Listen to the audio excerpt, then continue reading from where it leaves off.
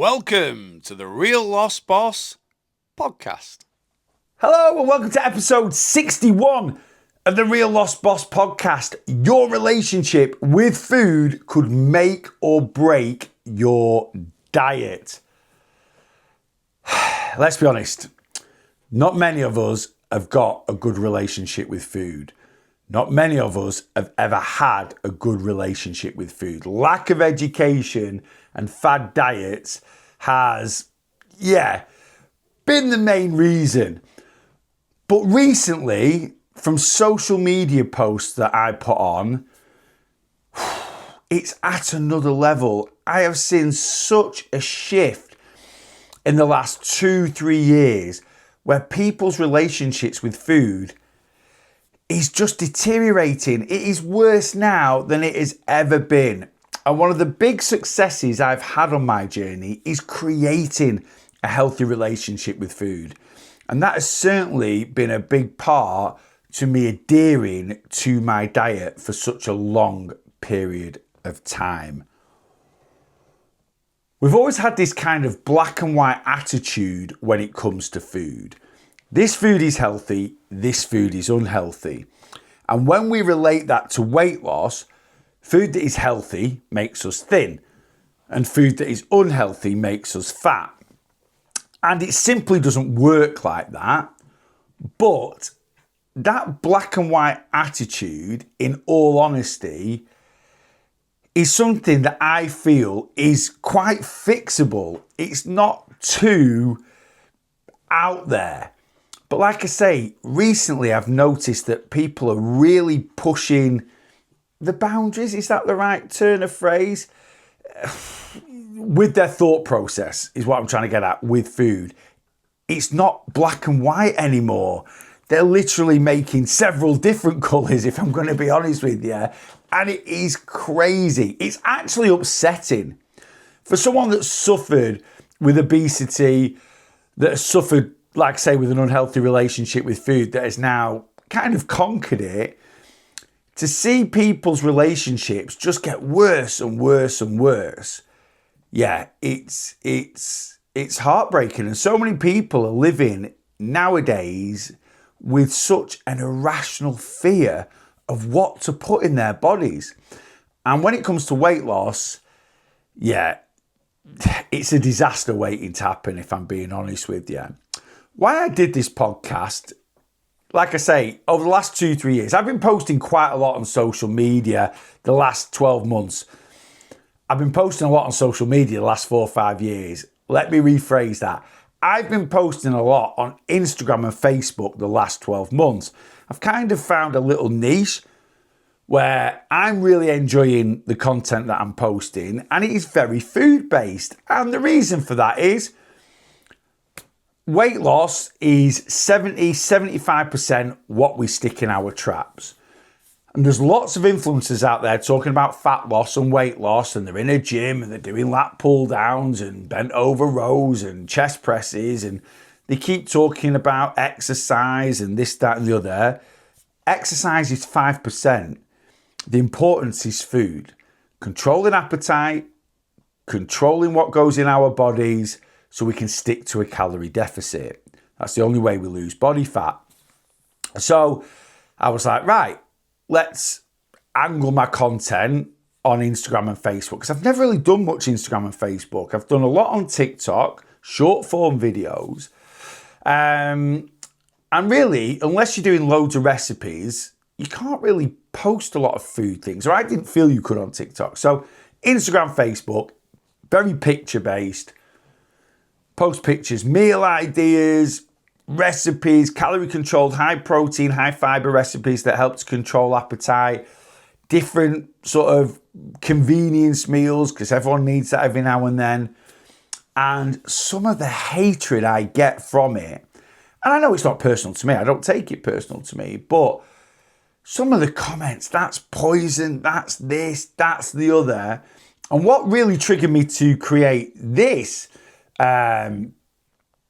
podcast was a very recent post that I've put on of a strawberry cheesecake protein bowl, is what I've called it, the recipe. is on my YouTube channel, so go check it out. It is absolutely sensational.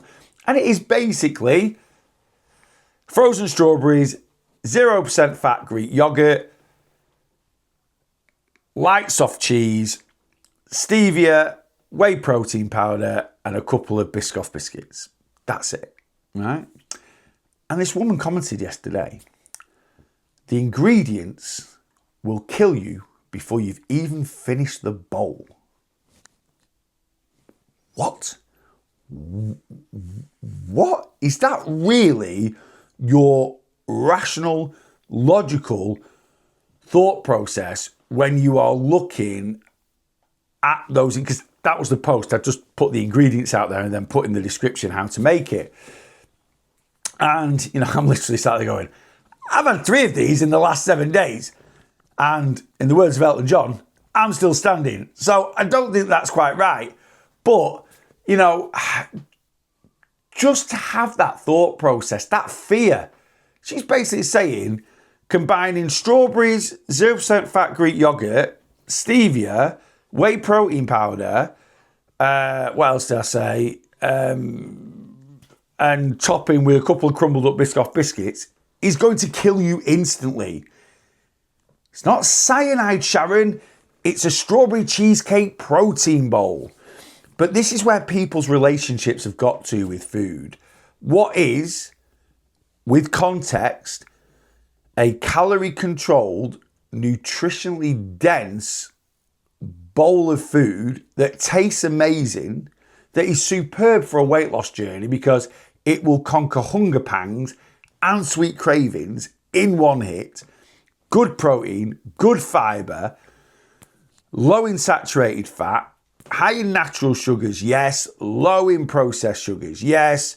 It just ticks all the boxes. And this woman thinks it's going to kill her before she's even finished the bowl. Honestly, it is bonkers. We need to have a healthy relationship with food to have a successful weight loss journey. Why? Guilt. Guilt is the big thing. Eating something and feeling guilty afterwards eats you up.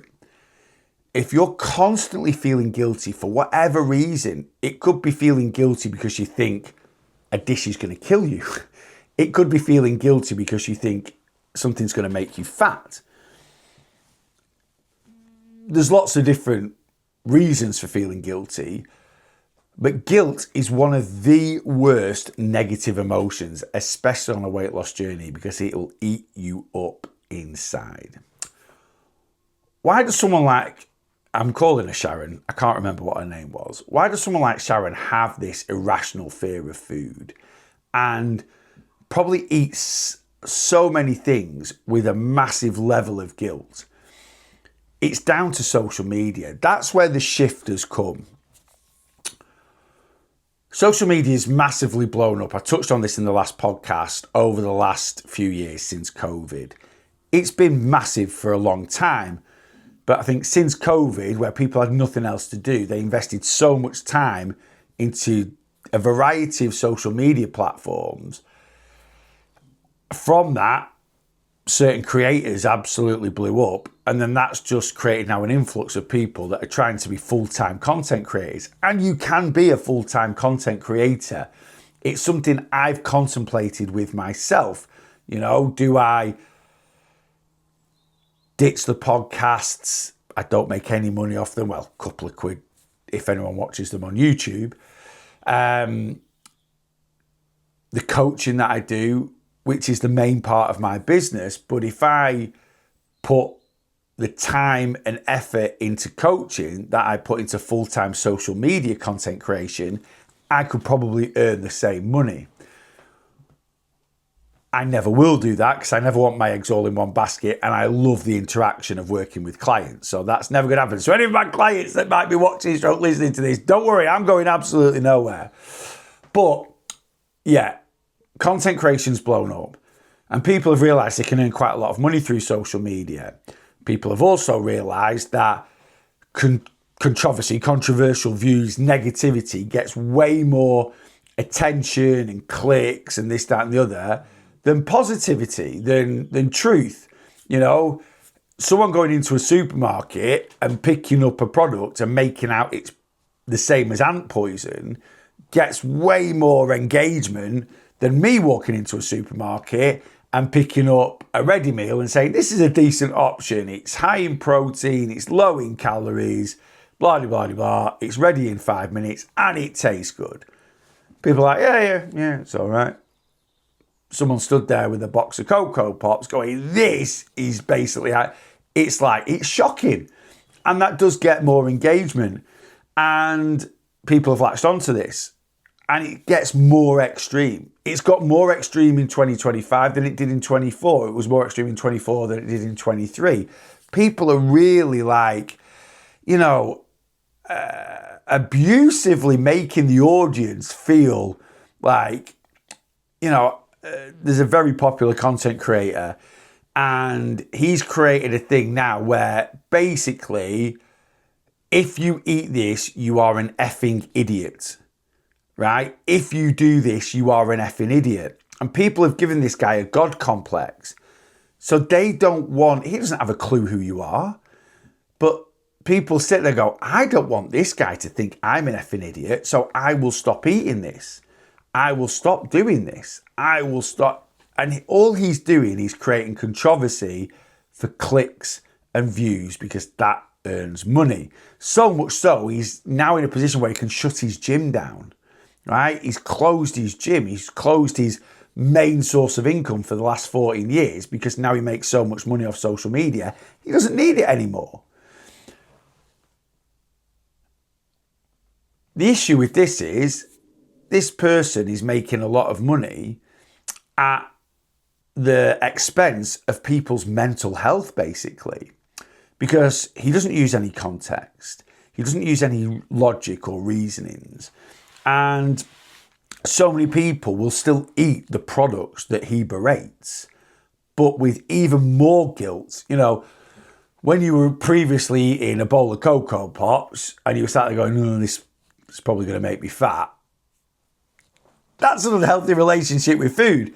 If you're eating a bowl of Cocoa Pops going, this is poisoning me from the inside and it's going to make me fat, it's doubling down. It's making you feel even more guilty. And it's got to change. So I'm going to try and tell you how you can work on having a much better relationship with food. And like I say, the big thing for me is eradicating guilt. Guilt, honestly, eats us up inside, and it will eat us up inside worse and worse and worse over time. You should never feel guilty about eating a single thing. So first of all, we need to understand a couple of rules about food when it comes to weight loss and when it comes to health. Never get them confused.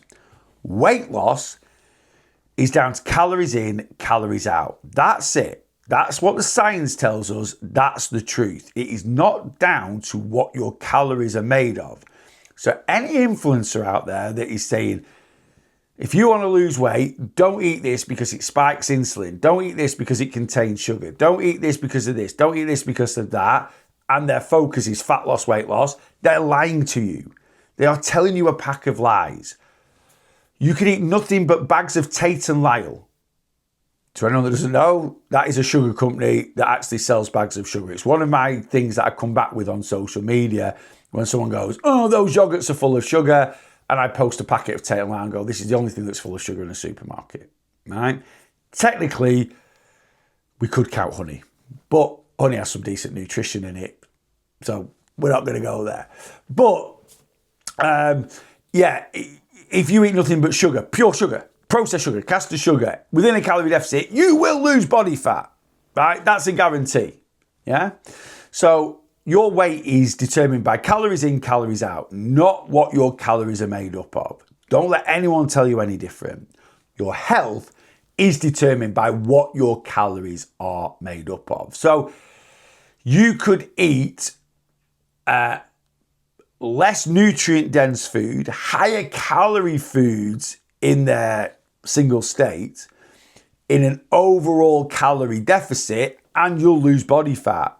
You could eat high nutrient dense foods that are generally a lot more calorie controlled or calorie friendly. But if you eat those in a calorie maintenance, you won't lose any body fat, you won't gain any. If you eat those in a calorie surplus, you will gain body fat. You can get fatter eating broccoli. You can lose weight eating double cheeseburgers from McDonald's. The difference is, if you eat nothing but double cheeseburgers from McDonald's, well, two differences. If you eat nothing but double cheeseburgers from McDonald's, you're not going to feel very good. And you do that for a long period of time, you're not going to be very healthy and you'll lose body fat.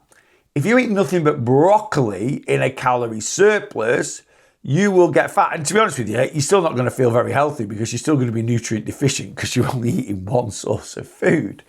But what else I want to touch on is time. Health is not determined in the moment. Health is determined about what we do over time.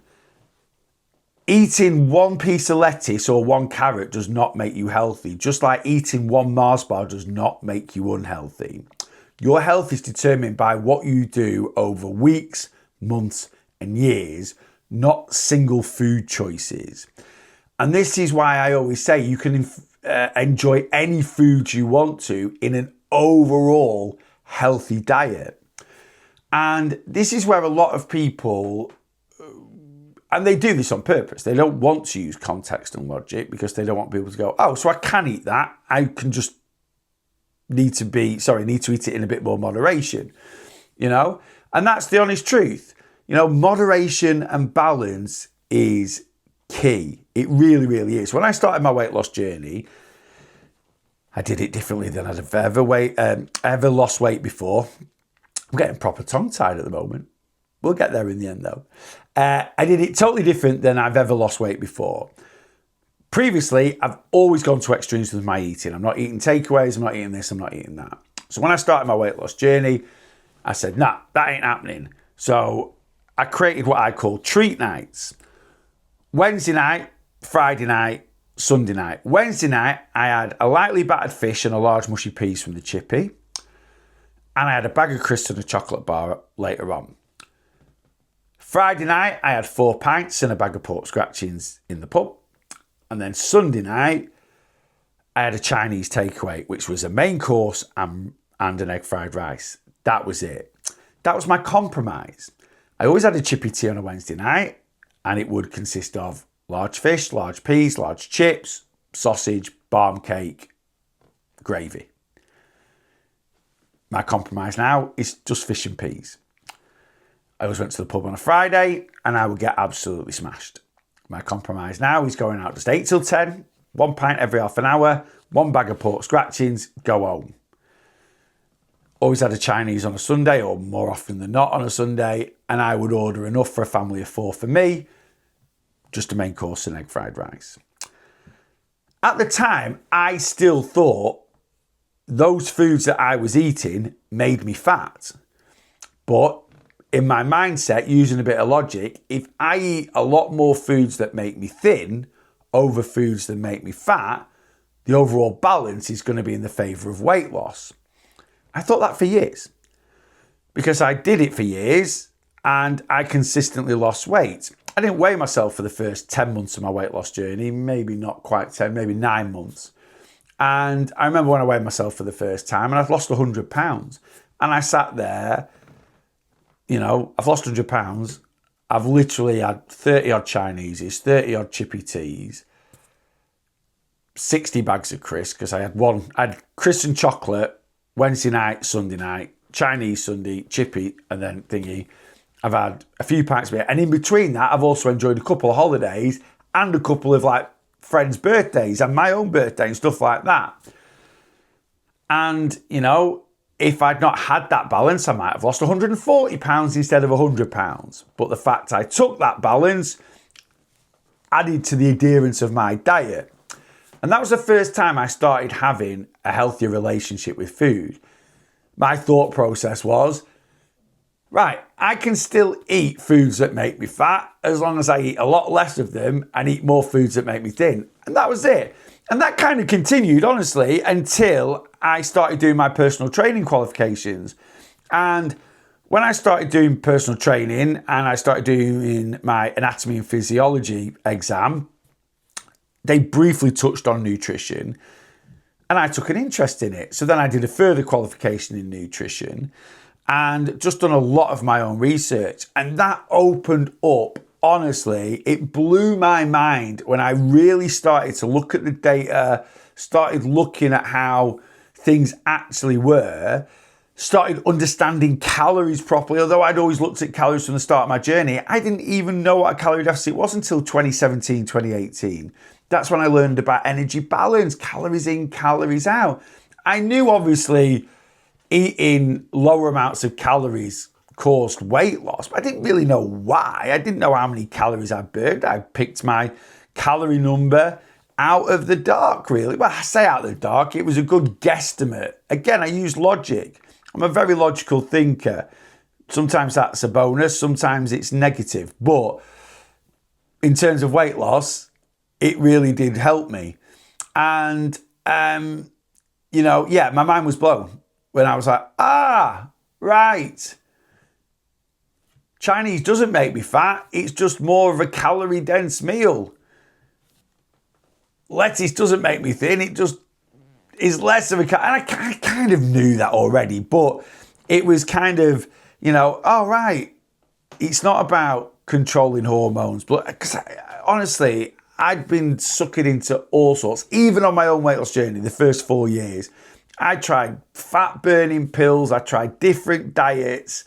Don't get me wrong. I still kept like my little treats in place, but in between doing those, I thought it was no carbon at one point. And then, what else did I do at another point? I never went to extremes and I always looked at calories, but yeah, I dabbled with a few different bits and pieces and cutting, like I say, not going to extremes, but I did the old flipping pizza bases with cauliflower rice and oh God, I look back now and I'm like, how sad.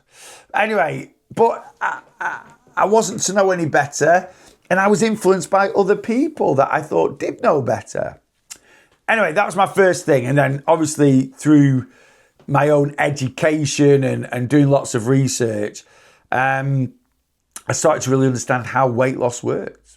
It's calories in, calories out. And then I understood that, but what our calories are made of is not detrimental, sorry, it determines our health. But also the way we structure our diet can help with supporting appetite control, again, balancing hunger hormones, increasing energy levels, how that can then improve mood and how that can then, going into more psychology of eating around, mental health and emotional eating and stuff like that. And that then created this ultimate healthy relationship with food, because a bit like sinning food, when you're eating something that you think makes you fat, but I'm just eating less of it than things that make me thin, you've still got that little bit of guilt there. And it's the same as eating sinned food. Yes, this Mars bar fits in with my sins, but I am still sinning. I'm still doing something wrong. I'm just not doing it as wrong as I used to do it. And that was my mindset. Now I have zero guilt when it comes to eating. I literally eat a pizza and I flip and enjoy it. And food now, or Christmases or holidays, it's just so freeing having, I'm going to say 97.1% no guilt around food.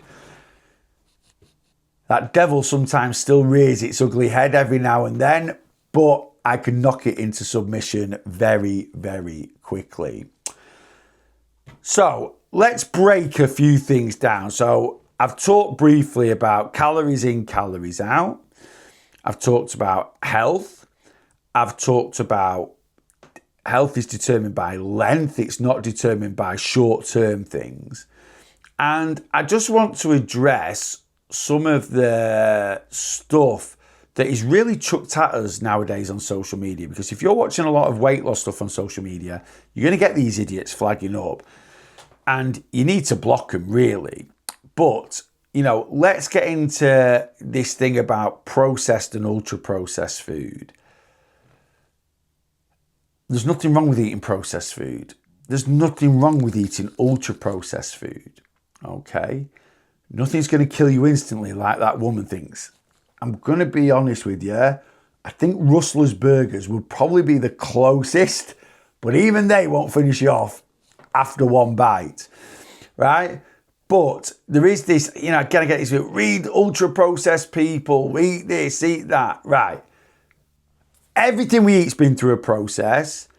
There are nowadays a good few ultra-processed foods. But what you need to understand is ultra-processed just means it's been through a lot of process to get it to the state it's in now. That doesn't determine whether it's not, beneficial to us or not beneficial to us. And again, something's only beneficial really if we do it over time. Something's only not beneficial if we do it over time. But, I get people commenting on a protein yogurt. It's ultra-processed trash. It's a calorie-controlled, nutrient-dense, ultra-processed. We do have those. Where the issue comes with ultra-processed foods is eating low nutrient-dense, ultra-processed food that increases cravings, increases hunger, so you consistently overeat them. By then consistently overeating ultra-processed foods, yes, you are going to be eating certain ingredients that could increase the risks of certain things, but the main risk is overconsumption of calories, which is then going to lead to obesity, which is the most unhealthy we can be. Right? It just is, obese, morbidly obese. If you lose weight in any way, it will improve all your health markers. So, do we need to be scared of ultra-processed food? No. Should we prioritise what we would class as whole food? So, chopping up a carrot and boiling it in a pan? Yes.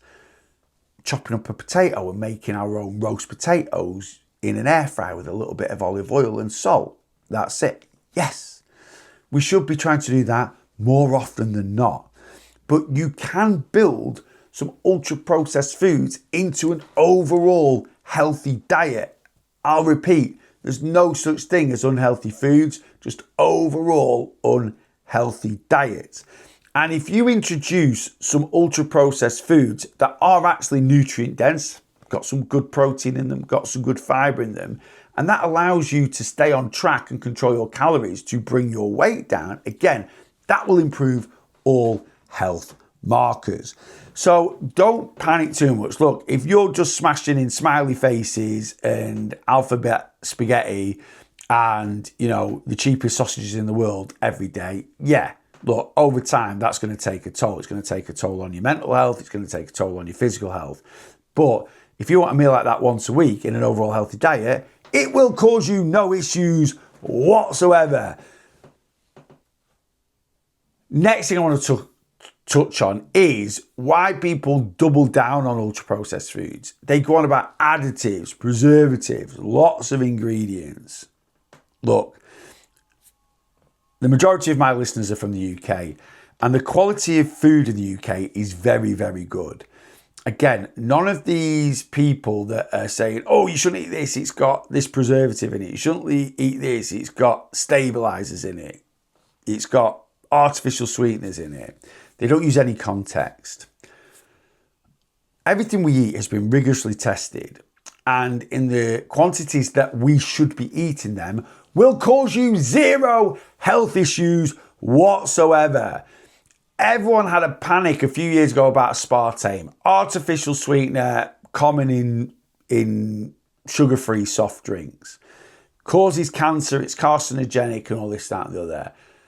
You would need to drink 500 cans of Pepsi Max a day, week in, week out, for months, years, for it to increase the risk of any cancers.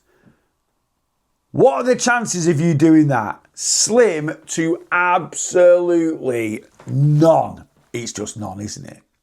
And that's the same with any additive that's in food. Look, we eat with our eyes. So if you've got a clear bottle and what's in that bottle is going to separate, that product probably isn't going to sell. So companies add stabilizers and thickeners to keep it all mixed together, and you'll buy that product.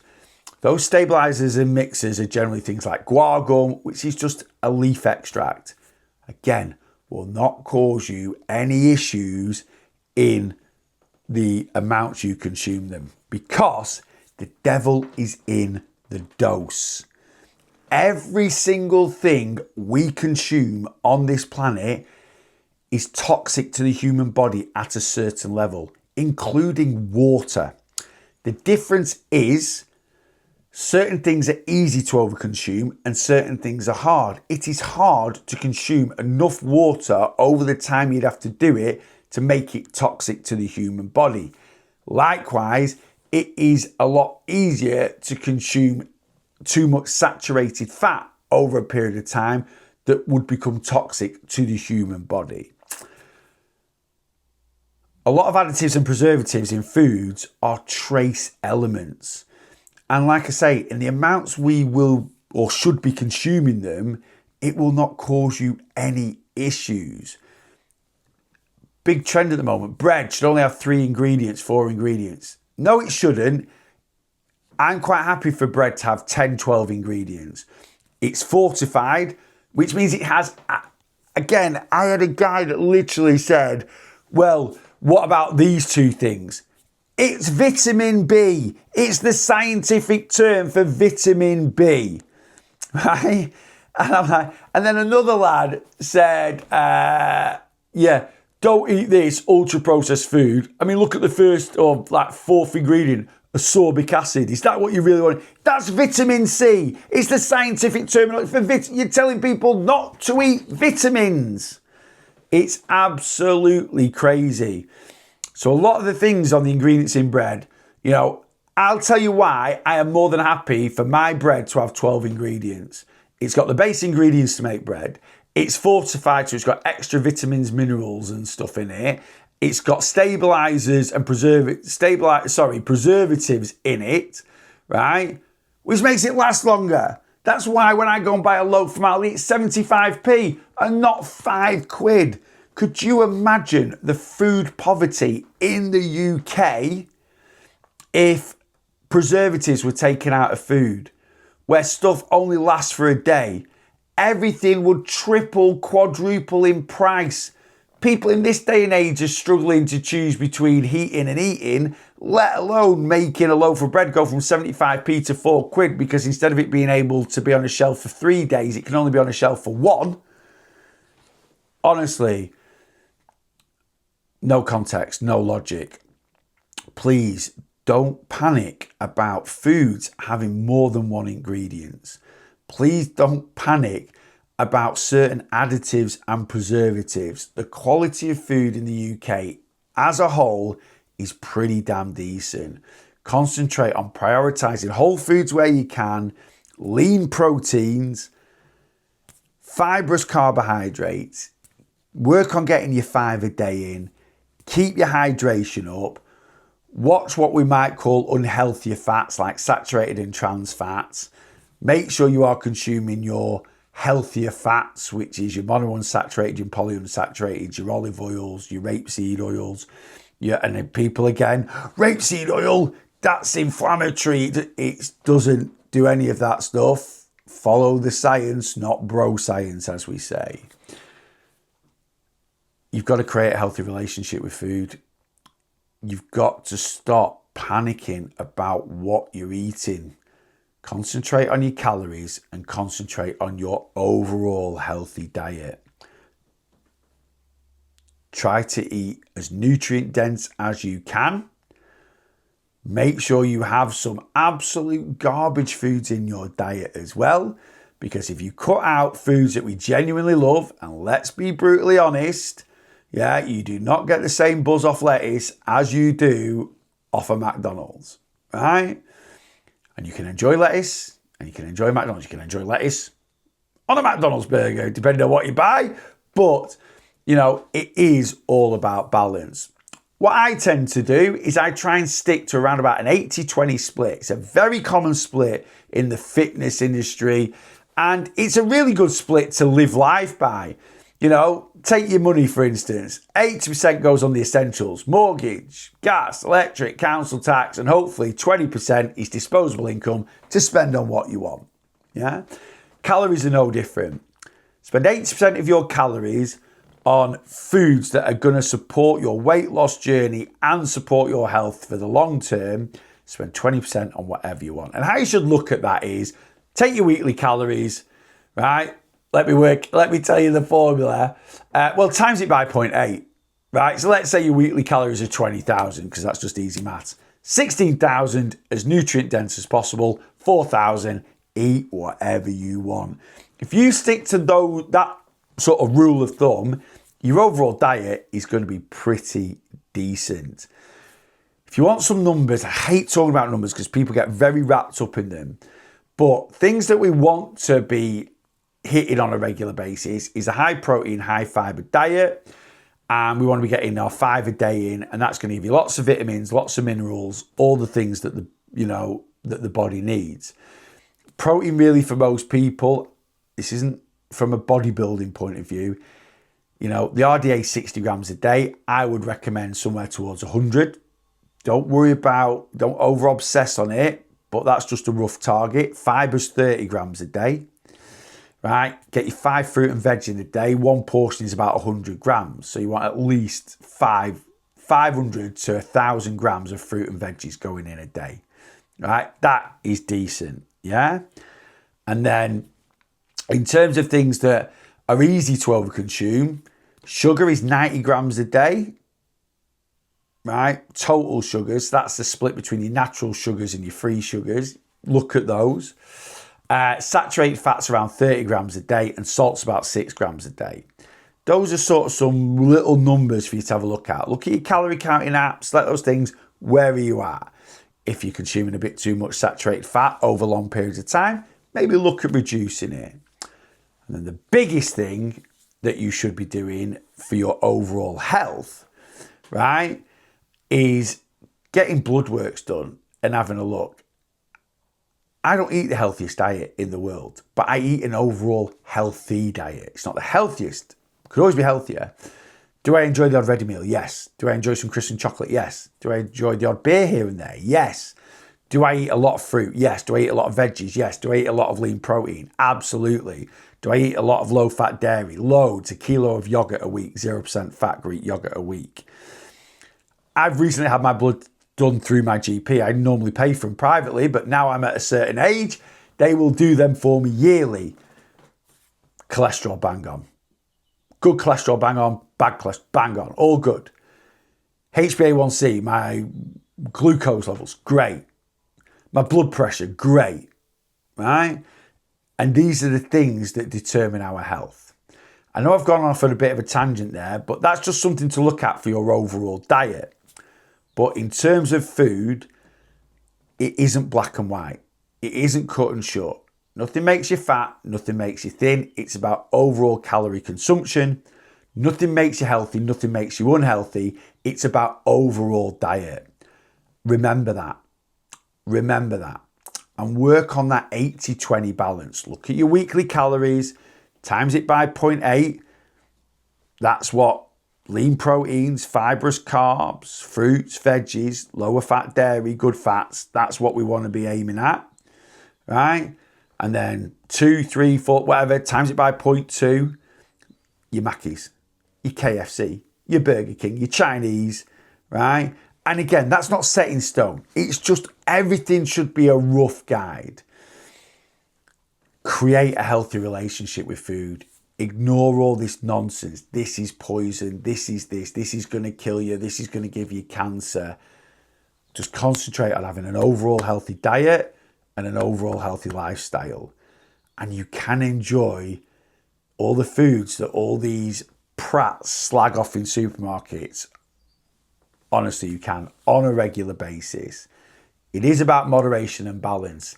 And if anyone tells you it isn't, they're the effing idiot. That's it. So, what was the title? I can't remember. Oh yeah, I can. Your relationship with food could make or break your diet. Work on having that relationship with food, And the main thing we're aiming to get rid of is guilt around eating. When you can eat anything, whether it be a pizza, a Chinese, or a piece of carrot, and you don't have 1 ounce of guilt, that is when you have a healthy relationship with food.